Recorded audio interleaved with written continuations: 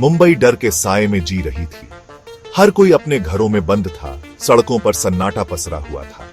शहर पर एक अंधेरा छा गया था। ऐसा लग रहा था जैसे कोई अनजाना खतरा हर कोने में छिपा हो। कत्लों की एक श्रृंखला ने पुलिस को हैरान कर दिया था। हर नया सुराग उन्हें और उलझा देता था।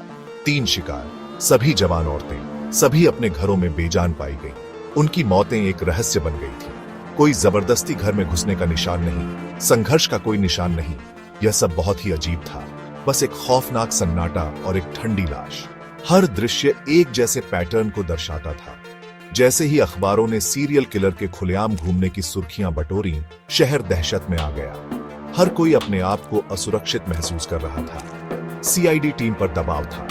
उन्हें जल्द से जल्द इस मामले को सुलझाना था। एसीपी प्रद्युमन, कठोर नेता, अपनी मेज पर फैली फाइलों को गौर से देख रहे थे। हर फाइल में एक नई पहेली छिपी थी। दया, उनका भरोसेमंद दाहिना हाथ, बेसब्री से अपनी उंगलियों को चटका रहा था।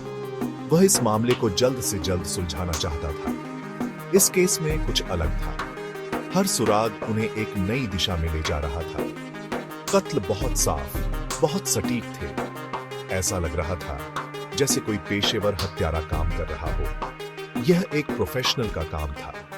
हर कदम बहुत ही सोच समझकर उठाया गया था। आखिरी शिकार एक युवा कॉलेज छात्रा रिया शर्मा थी। वह अपने भविष्य के सपने देख रही थी। उसका अपार्टमेंट बेदाग था, बिल्कुल दूसरों की तरह। हर चीज अपनी जगह पर थी। केवल एक चीज जो जगह से हटी हुई थी, वह थी उसके तकिए पर रखा एक सफेद गुलाब। यह गुलाब एक संदेश था, एक कॉलिंग कार्ड, एक ताना। यह हत्यारे का हस्ताक्षर था। टीम इस बुरे सपने को खत्म करने के लिए दृढ़ थी। वे हर सुराग को ध्यान से देख रहे थे, हर दिशा में खोजबीन कर रहे थे। जांच सीआईडी टीम को मुंबई की गहराइयों तक ले गई। उन्होंने पीड़ितों के दोस्तों, परिवार और सहकर्मियों से पूछताछ की, किसी भी कनेक्शन, किसी भी सुराग की तलाश में। दिन रातों में बदल गए क्योंकि उन्होंने बारीकी से पहेली को जोड़ा। एक पैटर्न उभरने लगा, लेकिन यह एक टेढ़ा मेढ़ा था। हर शिकार को अपनी मौत से पहले हफ्तों में गुमनाम पत्र मिले थे। पत्र कविता से भरे हुए थे, अंधेरे और उदास छंद जो प्यार, नुकसान और जुनून की बात करते थे। लिखावट सुंदर थी, लगभग स्त्री जैसी। क्या कातिल एक महिला हो सकती है?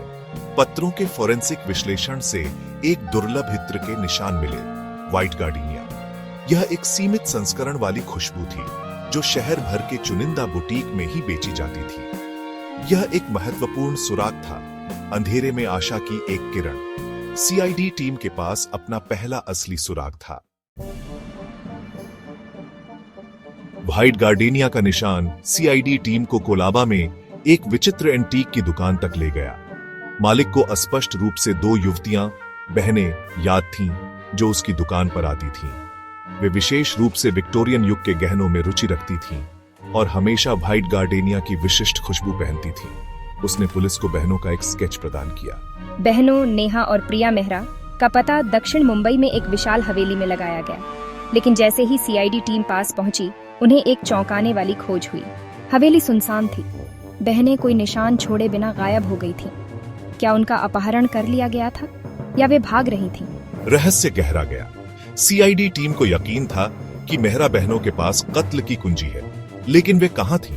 और क्या वे इस घातक खेल में शिकार थीं या अपराधी? मामला एक अप्रत्याशित मोड़ ले चुका था। मेहरा बहनों के लापता होने से जांच में हलचल मच गई। पुलिस विभाग में हर कोई इस मामले को सुलझाने के लिए दिन रात एक कर रहा था। एसीपी प्रद्युमन को संदेह था कि वे गंभीर खतरे में हैं। उनके पास समय बहुत कम था और हर पल कीमती था। उसे किसी ऐसे व्यक्ति की जरूरत थी जो उनकी दुनिया में घुसपैठ कर सके और अंदर से जानकारी जुटा सके। कोई ऐसा व्यक्ति जो घुल मिल सके और सच्चाई का पता लगा सके। ये काम आसान नहीं था, लेकिन बहुत जरूरी था। आदर्श उम्मीदवार ऑफिसर पूर्वी थी, जो अपनी तेज वृत्ति और अपने पैरों पर सोचने की क्षमता के लिए जानी जाती थी। वह इस मिशन के लिए पूरी तरह से तैयार थी। पूर्वी ने एक नाटकीय परिवर्तन किया। उसने अपने आप को पूरी तरह से बदल लिया ताकि कोई उसे पहचान न सके। विग, कॉन्टैक्ट लेंस पहनकर और बहनों के तौर तरीकों में महारत हासिल करके वह नेहा मेहरा की तरह दिखने लगी। ये परिवर्तन अद्भुत था। ये एक जोखिम भरी योजना थी, लेकिन जान जोखिम में होने के कारण ये एक जोखिम था जो उन्हें उठाना ही था। पूर्वी को इस मिशन पर भेजना ही एकमात्र विकल्प था। पूर्वी का मिशन मेहरा बहनों के सामाजिक दायरे में घुसपैठ करना था, इस उम्मीद में कि उनके ठिकाने का कोई सुराग मिलेगा। उसे हर कदम सोच समझकर उठाना था। उसे सतर्क रहते हुए, भूमिका निभाते हुए एक कड़ी रस्सी पर चलना था। एक गलत कदम उसके कवर को उजागर कर सकता है और उसकी जान को खतरे में डाल सकता है। समय निकल रहा था। पूर्वी को जल्द ही कुछ सुराग मिलना जरूरी था, नहीं तो यह मिशन असफल हो सकता था। यह एक जोखिम था जो उन्हें उठाना ही था। पूर्वी ने अपने साहस और बुद्धिमत्ता से इस चुनौती को स्वीकार किया। पूर्वी का मिशन मेहरा बहनों के सामाजिक दायरे में घुसपैठ करना था, इस उम्मीद में कि उनके ठिकाने का कोई सुराग मिलेगा। उसे हर कदम सोच समझकर उठाना था। उसे सतर्क रहते हुए, भूमिका निभाते हुए एक कड़ी रस्सी पर चलना था। एक गलत कदम उसके कवर को उजागर कर सकता है और उसकी जान को खतरे में डाल सकता है। उसे सतर्क रहते हुए, भूमिका निभाते हुए एक कड़ी रस्सी पर चलना था। एक गलत कदम उसके कवर को उजागर कर सकता है और उसकी जान को खतरे में डाल सकता है। समय निकल रहा था। एक गलत कदम उसके कवर को उजागर कर सकता है और उसकी जान को खतरे में डाल सकता है। समय निकल रहा था। 5वां भाग, निगरानी। सीआईडी टीम ने मेहरा हवेली के आसपास एक गुप्त निगरानी अभियान स्थापित किया। अभिजीत, मुझे उम्मीद है कि यह भेष काम करेगा।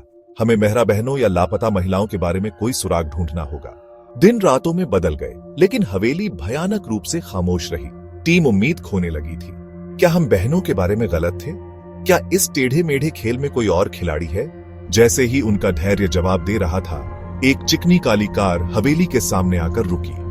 गाड़ी से एक लंबा सायादार व्यक्ति निकला, जिसके हाथ में सफेद गार्डेनिया का गुलदस्ता था। क्या यही वह ब्रेक हो सकता है जिसका वे इंतजार कर रहे थे?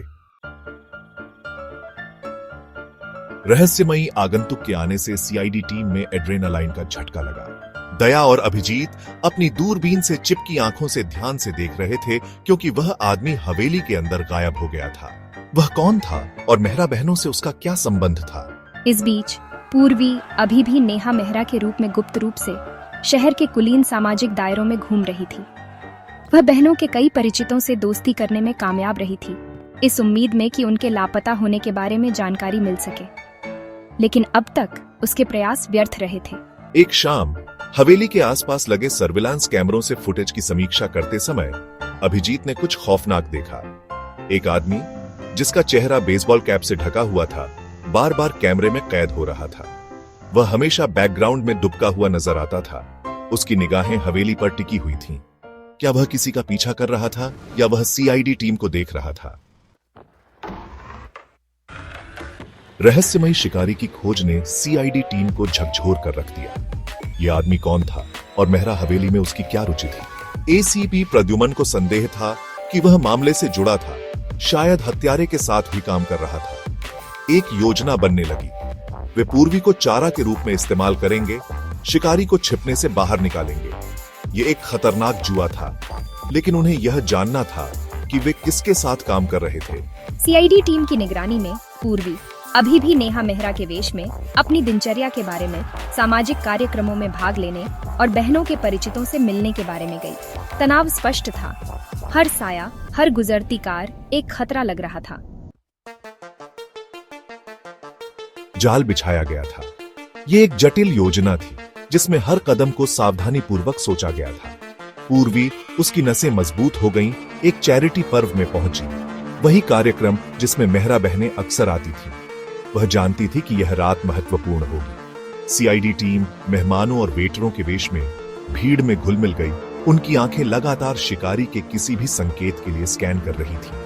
हर एक जासूस अपने स्थान पर था, तैयार और सतर्क। जैसे जैसे शाम ढलती गई और शैंपेन बहती गई, एक आकृति परछाई से निकली। उसकी चाल में एक अजीब सी रहस्यमयता थी। यह सर्विलांस फुटेज वाला आदमी था। उसकी निगाहें पूर्वी पर टिकी हुई थीं। उसकी आंखों में एक अजीब सी चमक थी, जैसे वह कुछ बड़ा करने वाला हो। वह धीरे धीरे करीब आने लगा। उसका हाथ उसकी जैकेट के अंदर पहुंच रहा था। हर कदम के साथ तनाव बढ़ता जा रहा था। सीआईडी टीम, उनके दिल उनकी छाती में धड़क रहे थे, अंदर जाने के लिए तैयार थे। वे जानते थे कि यह उनका मौका था। जैसे ही शिकारी हमला करने वाला था, दया और अभिजीत अंदर आए, उसे जमीन पर गिरा दिया। यह एक त्वरित और सटीक कार्रवाई थी। एक संघर्ष हुआ, लेकिन सीआईडी अधिकारियों ने अपने वर्षों के अनुभव के साथ हमलावर को जल्दी से वश में कर लिया। उनकी टीम वर्क और कुशलता ने उन्हें विजयी बनाया। जैसे ही उन्होंने उसकी टोपी खींची, दर्शकों से एक सामूहिक हांफने की आवाज आई। हर कोई स्तब्ध था। शिकारी का चेहरा जाना पहचाना था। यह एक ऐसा चेहरा था जिसे कोई भी भूल नहीं सकता था। यह कोलाबा का एंटीक दुकान का मालिक था। उसकी पहचान ने सभी को चौंका दिया। एंटीक की दुकान के मालिक की गिरफ्तारी से जांच में हलचल मच गई। सीआईडी कार्यालय की कड़ी रोशनी के तहत पूछताछ की गई। उसने अपने अपराधों को कबूल कर लिया। मेहरा बहनों के प्रति एक विकृत जुनून से प्रेरित होकर उसने उन्हें फंसाने और उनकी विरासत का दावा करने के लिए हत्याओं की योजना बनाई थी। इस बीच मेहरा बहनें सुरक्षित और स्वस्थ पाई गईं। वे एक ध्यान साधना पर दूर थीं, उस आतंक से अनजान जो उनके शिकारी ने फैलाया था। व्हाइट गार्डेनिया हत्याकांड का मामला आखिरकार बंद हो गया। मुंबई शहर राहत की सांस ले सकता था। इंसाफ हुआ था, लेकिन सीआईडी टीम के लिए मामले की याद और उस अंधेरे की भयावह याद दिलाने वाला जो सतह के नीचे दुबका रहता है, हमेशा बना रहेगा।